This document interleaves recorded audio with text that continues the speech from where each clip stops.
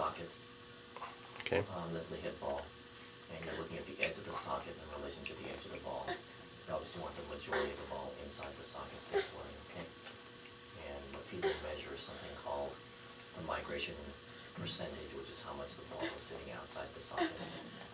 Other things I look for is the development of the socket on the inside here. And what you see is that this white line right here. If this hip ball is sitting correctly inside the socket like this, eventually, or you would expect this line here to be concave. That's what happens. Outward? Yeah, So. it's caved in like this. So Okay. if I've got a round ball pushing against like this, that line should cave in and be curved like so. I see. If the ball's not in the right spot, this is going to grow outward.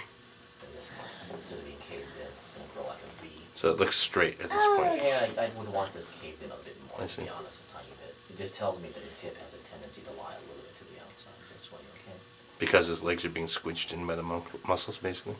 Yeah, I guess so. I mean, we have a term we call muscle imbalance. So he's got a muscle imbalance across his hip. In other words, your hip joints develop normally because it's got a certain muscle pull that's balanced, okay?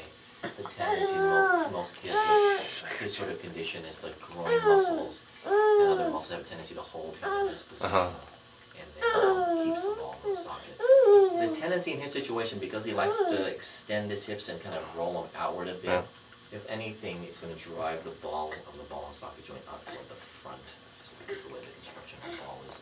So that's something you have to just watch and just see how things go. All right.